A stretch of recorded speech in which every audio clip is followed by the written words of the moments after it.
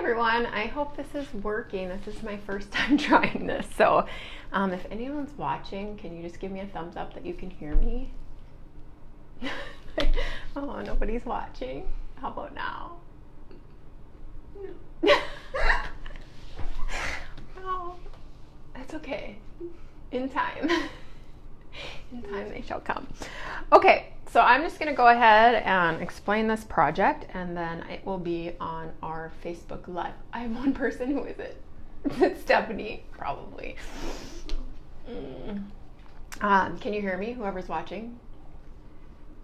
Can you comment? Can you hear me? Can you hear me? Can you hear you? They can hear me. Okay, good. All right. So I'm Andrea, and I'm going to lead you through an art project today. I am on day 8 of quarantine, so this is as much for you as it is for me. So today's project is it's all about Zen Tangle art, which is a big fancy name for taking a space, breaking it up into sections, and doing repeated pattern and line. So here is an example of Zentangle art. We're going to do a different variation of this, but the concept is the same.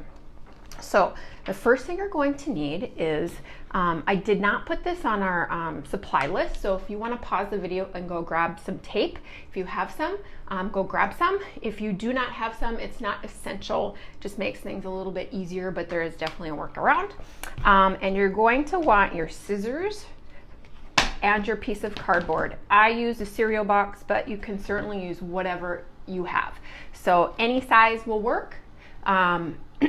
You just want to be able to cut through it. So if it's too thick to cut through, you might want to do a piece of cardstock or something.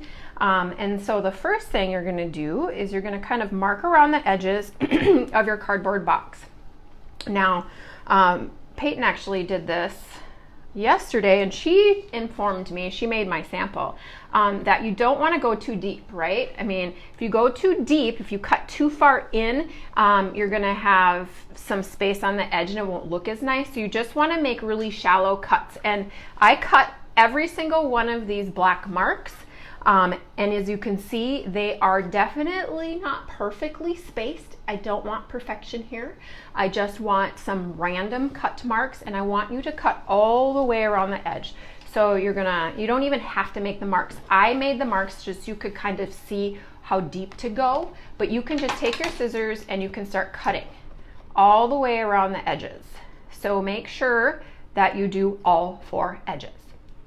So you can now pause the video, do that, and then rejoin me. The next step of this project is to take your string. And this is where the tape comes in handy. So once you've got this all the way cut, all the way around, you're going to take your string. You're just going to pick a starting point, any starting point, it doesn't matter, and you're just going to thread it through. Peyton, are you kind of getting this here? One of your cuts. Yeah?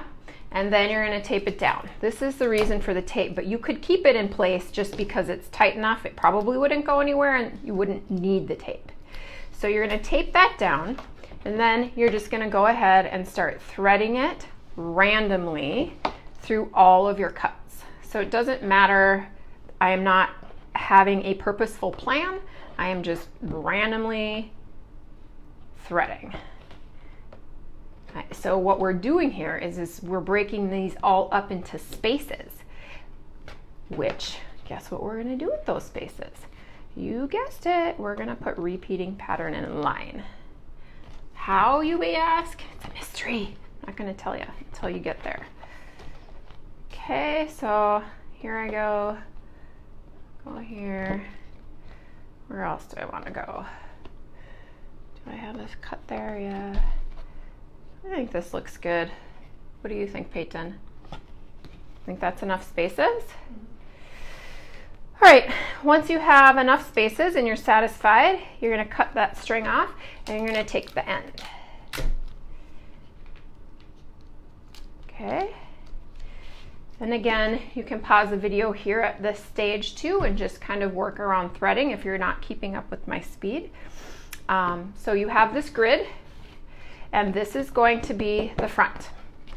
You don't need the string anymore. You can put that off to the side. You will now need your tin foil. So you want to pull enough tin foil that it covers the whole front surface.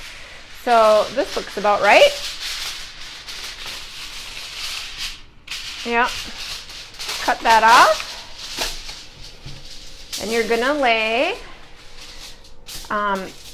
it just totally depends. Do you want it to be shiny on the front or do you want it to be more matte? I don't think it really matters. You can kind of choose. It's your artist's choice. I'm gonna do, should I do shiny side or matte side?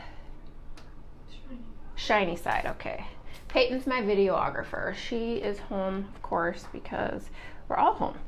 So we're gonna put this down. So this is gonna be my front side. And so I'm gonna put that down.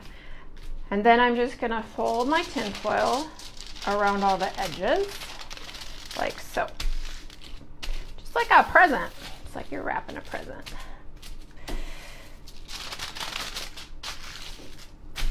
And this side. And this side. And I might, you know what, I might tape it, I think. You don't have to, but it feels like it would be more secure to tape it.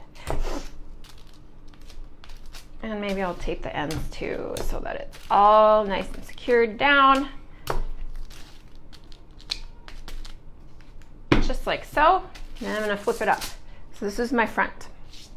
And from here, you're gonna just kind of take and feel for those lines that you created with your string. And you're gonna press those down. You really want those to raise up so you get this 3D effect. So these are our spaces. And I have a little space here, but I wanna really press that down so that I have very obvious spaces. So once I get all those pressed down, like so. You can see the grid starting to pop up.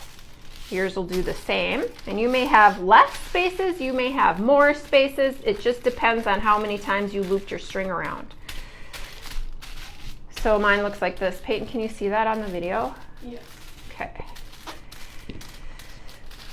So here is where you can decide to be as creative or as simplistic as you would like. This is an artist's choice.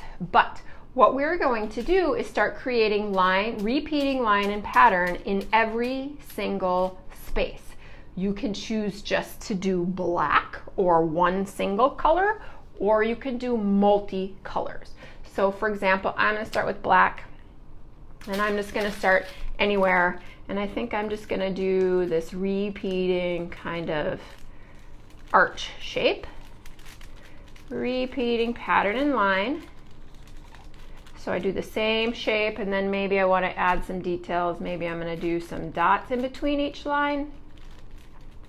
I mean, it's really picking any kind of doodle pattern that you feel you want to add. There is no right or wrong answer, which is why I love art, because I don't like right and wrong answers. It's too limiting. And I think maybe I'll add some other color to this, but you certainly don't have to. I have a bunch of colors to choose from. You want to make sure you're using permanent marker. If you use the Crayola type markers, they will smear and they won't stay on. And maybe I'll do some lines in between each of the dots. Just doing a repeating pattern, like so. That looks good to me. I have one section done. Now I'm gonna move to another section. What's a good pattern and line? Maybe I will do some big circles throughout the whole section here. Now again, you get to choose what kind of pattern you're going to make. And then maybe I'll do another color for the inside. Oh, look at that. It must be feeling Christmas, a little red and green. Feels like Christmas outside. It's cold. And then maybe I'll do one final color in the middle Pick a color for me, Peyton. Orange. Okay. And then I'll just do a little dot in between all of those. Same pattern, repeating shape, Zentangle art. Looks good. And you get the basic concept. You're going to do every single different square differently. This is Peyton's. Look how beautiful that is. You did a great job. Thanks, Mom. Mom. Here is the beginning of mine. And I would love, love, love for you to post in the comments your finished products and encourage your parents to do this too. Even dads, Mr. Dave, who's bouncing around in quarantine like a squirrel trapped in a box apparently, get your dads on board, get your moms on board. This isn't just for kids. This is fun to do for everybody, just something different. The whole reason I wanted to start this community, this website, is to get everybody doing something different outside your regular routine. So thanks for joining in. I do have a project for next week set as well. I think what I will do next week is record it and then post it probably at the same time. I'm gonna lose my videographer here, do online school next week, I hope. So she won't be able to video me, and so I cannot do that myself, but I do have a little document camera that I can, you know, record my hands and my face all at once. So I will work on that. It's been a learning curve for me too. All this technology is not something that's very intuitive for me. Anyway, thanks for tuning in. If my sewing girls are out there watching, I miss you. We will continue our in-class sewing lessons. I promise when this is all over, you guys were doing amazing and I want to continue on. And peace, enjoy. Let me know if you have any questions, and please post your finished works in the comments. Your works are usually 100% better than mine, so I would love to see. Probably not better than mine, but like. Yours was great, Peyton. Yeah, I know. All right, take care. Bye.